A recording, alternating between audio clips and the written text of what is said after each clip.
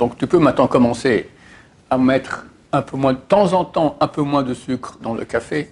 Chaque bon juif fait 3 prières par jour. Mais arriver à la faire de A à Z avec intention, c'est un travail énorme. Alors dit Chazon Ish, tu ne veux pas arriver à Torah si tu n'as pas tes bonnes midotes, si tu ne fais pas attention à ton prochain. Combien c'est facile de blesser quelqu'un? 1 centimètre en moins, plus bas à la robe. Combien c'est dur pour une femme?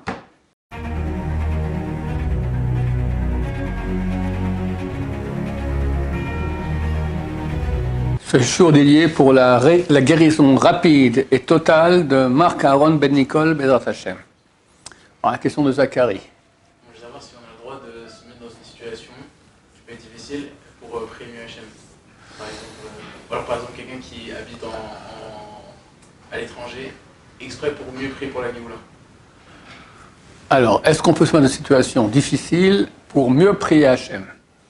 Par exemple, tu dis que quelqu'un il reste à l'étranger pour mieux prier pour la Géoula. Dans ce cas-là, vraiment pas, parce que les prières à l'étranger sont moins bien reçues que les prières en Israël. Et en Israël, on ne vit pas en situation de Géoula non plus. Hein. Je suis désolé de dire cela, mais il n'y a aucun pays aussi antisémite dans le monde qu'Israël. Ça n'existe pas. Il n'y a aucun pays au monde aussi antisémite qu'Israël. D'accord? Anti-religieux, antisémite vraiment. Quoi? Il faut savoir. Je suis désolé de le dire, mais il faut savoir où on vit. D'accord? Donc les prières en Israël sont certainement mieux reçues. Mais toi, tu dis, maintenant, je me mets dans une situation difficile pour pouvoir souffrir. Et quand on souffre, donc, on appelle Hachem de tout notre cœur. La réponse, non. On n'a pas... La Gemara, dans le traité Brachot Pal 5, dit, à propos des souffrances, Lohem et Loscharam. On veut ni les souffrances, ni leur mérite. Si ça vient, il faut essayer d'arriver à dire merci. Parce que les souffrances, c'est un mérite colossal. Alors, la raison pour laquelle aujourd'hui, tout le monde souffre. D'accord? Personne qui ne souffre pas aujourd'hui, ça n'existe pas. C'est en planète Terre, ma chère doit arriver, Dieu fait encore comme ça, machine à laver pour tout le monde, Bezrat Hashem. Mais demander les souffrances, non, parce qu'on ne sait pas si on tiendra. Qui te dit? Tu vas moins prier, au contraire, tu vas dire j'en peux plus, et tant pis, je ne veux pas prier Hashem. Au contraire, il y a des gens qui se révoltent, d'accord? C'est très très difficile. Par contre, si tu veux servir Hashem mieux, tu peux prendre sur toi des petites souffrances qu'Hachem aime beaucoup. D'abord, il faut savoir qu'il y a une mitzvah dans la Torah qui s'appelle Kiddushim Tio, vous serez saints. C'est quoi? C'est s'éloigner des plaisirs physiques. D'accord? Donc tu peux maintenant commencer à mettre un peu moins, de temps en temps, un peu moins de sucre dans le café. Tu as un bon gâteau, bah, tu en manges un tout petit peu et pas beaucoup. D'accord? Etc. Mais avant cela, il y a tellement de choses dans la Torah qu'on doit faire et qui nécessitent des efforts et de la souffrance. Par exemple, prier avec intention. D'accord? Chaque bon juif fait 3 prières par jour. Mais arriver à la faire de A à Z avec intention, c'est un travail énorme. Alors, investis là-dedans. Pourquoi devenir pauvre ou malade, ou je ne sais pas dans quelle situation, pour pouvoir crier Hachem? Sans être malade, tu as fait une prière, et fais-la en criant Hachem, bien comme il faut. La prière, c'est un grand cadeau que les sages d'Israël nous ont donné. On peut s'adresser au Dieu du monde. Qu'est-ce que ça veut dire? C'est phénoménal. Avec une échelle qui a été mise en place par des prophètes. Chaque mot, chaque lettre, sur les lettres, il y a des petites couronnes. Chaque couronne de lettres de la prière, ça, Rabbeinu Hari, l'auteur de la Kabbalah, il y a 500 ans, il a écrit un livre qui s'appelle Shara Kabbalah, le portail des intentions. Là-bas, il explique les intentions qu'on doit avoir dans le sens de la prière, kabbalistique. D'accord? Les kabbalistes qui prient avec ces intentions-là, leur prière prend beaucoup de temps. Beaucoup de temps. Une fois, je suis allé avec Rav Kadouri et toute sa bande, comme ça, ils sont partis au nord. Et ils sont allés prier à Arvit, quelque part à Tibériade, c'est l'endroit où les prières sont le mieux reçues du monde. Il y a quelque part près de là, mais il ne faut pas aller là-bas. Aujourd'hui, c'est le grand centre, la promenade, d'accord, c'est pas très sanois là-bas, c'est pas pudique, mais il y a une petite synagogue, il paraît que c'est un endroit où le prière est le mieux reçu du monde. Bon, on va faire Arvit. J'avais quel âge à l'époque? J'avais 25, 30 ans, quelque chose comme ça, encore jeune et pas trop intelligent. Et ils arrivent au Chata Hashem, Ohevet Amo Israël, la prière qu'on fait juste avant le Shema Israël. Bon, et puis après ils font Shema Israël, Hashem le Kono Hashem Echad, je fais avec eux. Et puis, silence. Bon, j'attends 1 minute, 2 minutes, 3 minutes. Je me dis, bon, ils font sûrement à voix basse, après tout, ils vont arriver à la fin, et moi je serai bloqué. Alors je commence. J'arrive à la fin, toujours rien. Après 5-6 minutes, il commence à faire le Shema Israël, c'était presque 10 minutes d'intention kabbalistique. Après l'Amida, c'est comme ça aussi. Baruch, alors tu peux voir les livres. Il y a les livres aujourd'hui des Sidurim, de Kabbalah, tu vois.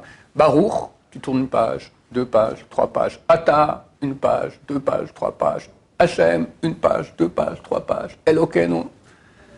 Et les kabbalistes eux-mêmes disent, ce qu'ils font ça, c'est pas 1/1000 des vraies intentions que les prophètes avaient quand ils ont écrit la prière. Donc c'est un truc c'est phénoménal. Et quelqu'un qui va travailler là-dedans, il va sentir que tout d'un coup, il décolle vite, d'accord, c'est extraordinaire.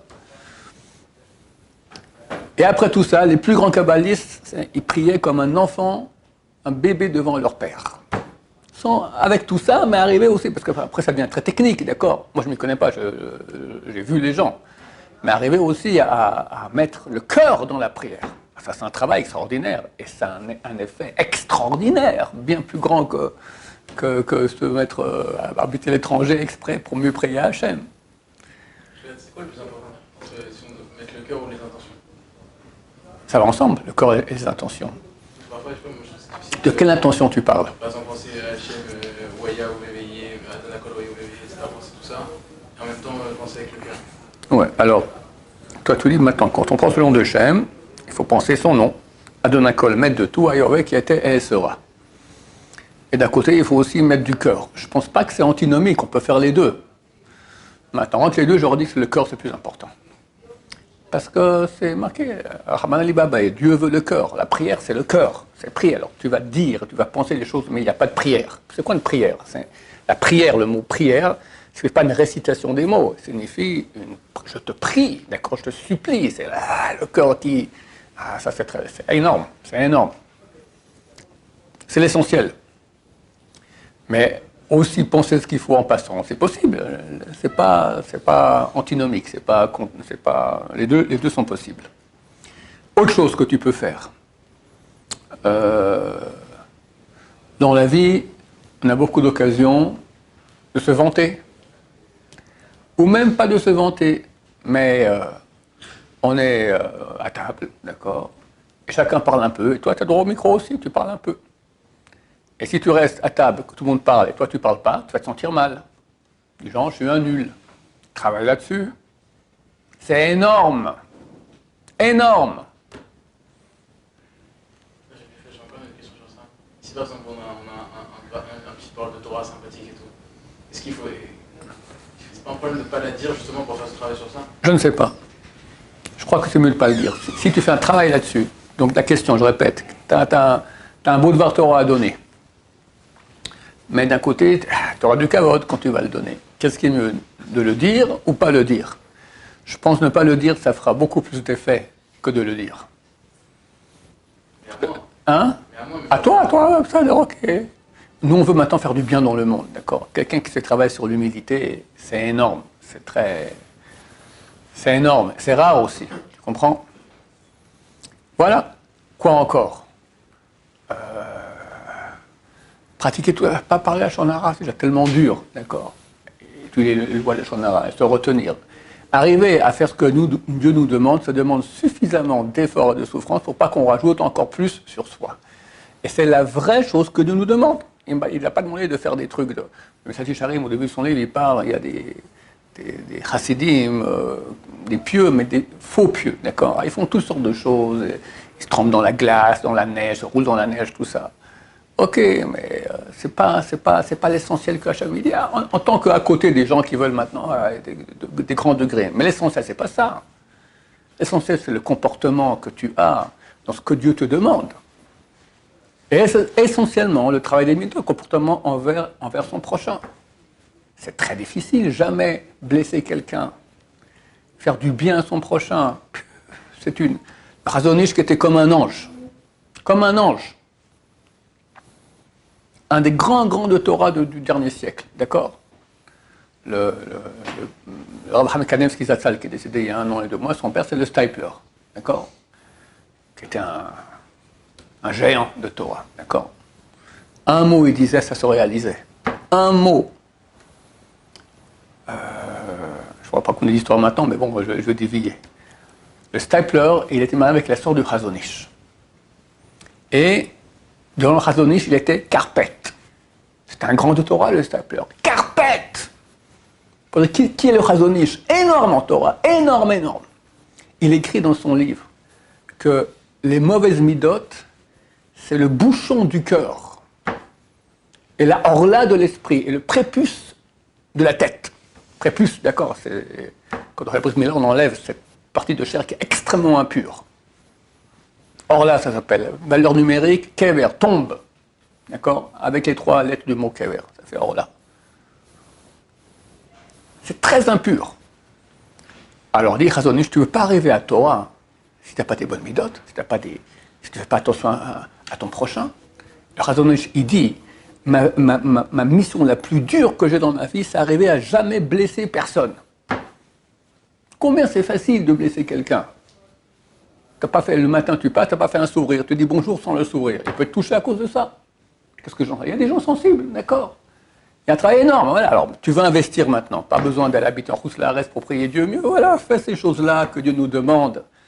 Celui qui fait cela, étudie la Torah. Dieu dit, je suis prêt à pardonner l'assassinat, l'avodazara, le gloriot, les interdictions sexuelles, mais pas bitul Torah. Quelqu'un peut dire, je suis propre de bitul Torah. Investis là-dedans. Le Rav Chaim Kanevsky, il a dit, toutes nos kabbalotes, il a dû recevoir ça de son père, toutes nos kabbalotes, quelqu'un il prend sur soi quelque chose de supplémentaire. Alors, quelqu'un peut prendre sur soi, dorénavant, je me lève tous les jours à 4h du matin pour faire tikkun chatzot, quelqu'un peut prendre sur soi, dorénavant, je mange plus de chocolat, quelqu'un prend sur soi et dit, toutes nos kabbalotes, c'est uniquement en Torah.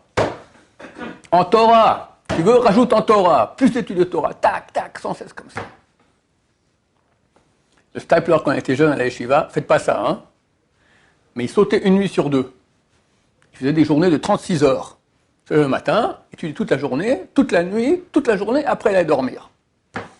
Bah, il est devenu le Stipler, et son fils Rav Chaim Kanevsky. D'accord. Mais tu veux maintenant, rajoute un quart d'heure de Torah, une demi-heure de Torah, rajoute de tenir plus longtemps sans faire d'arrêt. Il y a Nouka, j'ai entendu, il a dit, il faut essayer de tenir, et c'est de ne pas lever les yeux du livre. Alors lui dit d'abord 5 minutes. Et après tu vas passer à 6 minutes. Et après 10 minutes. Ah, c'est un exercice. Ça, hein, c'est des choses que Dieu... Ça va dans le sens que Dieu veut pour nous. D'accord? Pas des choses de malades. Des trucs intelligents, qui sont déjà très durs, mais qui vont exactement dans la direction que Dieu veut. Voilà. Ça s'appelle faire service de Dieu comme il faut intelligemment. Sous la peine de prendre conseil chez des rabbinim auparavant, avant de faire des choses qu'on croit que c'est bien, en fait c'est complètement tordu. D'accord? Il faut que ce soit adapté et que ça aille dans le sens que ce que Hachem, il aime et il veut. Et je vais donner quelques exemples, il y en a sûrement encore beaucoup, mais pas se mettre en situation maintenant de souffrance. On n'a jamais vu des grands faire une chose pareille. Qui sait combien de souffrance on aura dans la vie? Prendre encore sur soi. Alors il y en a qui prenaient un temps et prenaient des jeûnes. D'accord? C'est écrit dans la Kabbalah, hein, que pour certains péchés graves, il faut jeûner un nombre de jeûnes suivi. C'est ton jeûne, par exemple, quelqu'un qui a fait le la Batala, il faut jeûner 84 jours de suite. Sans Shabbat, sans Rosh Chodesh, c'est quoi de suite? On jeûne depuis l'aube jusqu'à la sortie des étoiles. D'accord? Celui qui a eu une relation nida à 82, celui qui a une relation sexuelle, je crois que c'est 333. Relation avec une Goya, 216, d'accord, etc. Le Yanouka, un des grands de cette génération, il a dit c'est fini, ça a eu été, c'est plus pour nous. Ça sert presque à rien. Il y a un très bon argument. Il dit que quand le type il jeûne, à quoi il pense toute la journée? À la fin du jeûne. Et à la fin du jeûne, il revient à toute sa béhémie ou béhimout en français, son caractère animal. Et il mange, d'accord. Tout ce que c'est censé aider maintenant que tu jeûnes, tu t'éloignes de la matérialité, tu te rapproches de Dieu, ça part en cacahuète à la fin du jeûne. D'accord? Alors, On ne dira pas que c'est faux, parce que c'est bien quand même de temps en temps de faire des séries de jeûnes qu'on peut faire autrement aussi, en plus court, etc., donner argent de tzedaka à la place, en jeûnant un peu, etc. Mais c'est un exemple pour te dire que on peut prendre sur soi des souffrances, mais c'est beaucoup plus intelligent de prendre sur soi le type de souffrance dont je t'ai parlé. Étudier la Torah comme il faut bien une femme. Il y a des femmes qui m'ont écrit de façon anonyme. Elles ont fait l'adultère. Très grave. Pardon? L'adultère. Elles ont trompé leur mari. Hachem Ishmor. C'est très très grave. Elles veulent réparer.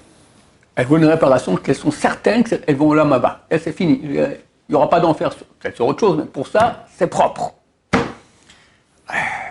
Maintenant, imagine qu'aujourd'hui, un truc qui est faux. Elle arrive au Lamaba, on lui dit, Madame en enfer.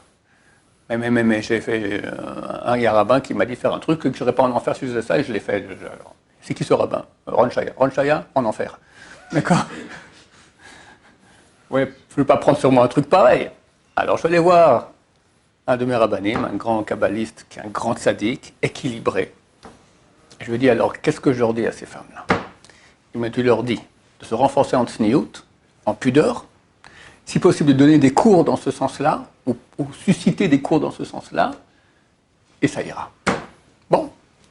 Quelques temps plus tard, 2 ans plus tard, elle ou d'autres me réécrivent, est-ce que c'est suffisant? Je vais le revoir. C'est vrai, moi aussi je me pose des questions. Bon, tsniout, c'est bien, mais l'adultère, c'est un truc grave, on a une réparation, un machin. Il m'a dit, si elles font ça, elles iront au Lamaba, et nous, on ira au Lamaba de leur avoir dit ça. Donc voilà, si une femme maintenant, elle cherche quelque chose à faire pour se rapprocher de Dieu, tsniout! Et c'est difficile, mais on ne se rend pas compte. 1 centimètre en moins, plus bas la robe, combien c'est dur pour une femme? Combien c'est dur? Un maquillage un peu moins voyant, des couleurs un peu moins voyantes, et un boulot ici de plusieurs vies. Et beaucoup n'arrivent pas, elles sont trop coquettes, d'accord? Et Hachem, il aime ça, la tsniout, d'accord? Donc voilà, ça ne suffit pas. Il ne manque pas de direction qu'Hachem a donné, qui sont dans la normalité que ce qu'Hachem il veut, de travailler avec beaucoup de peine, et ainsi on sera beaucoup aimé d'Hachem, Bezrat Hachem. Baruch Adonai, l'olam, amen, amen.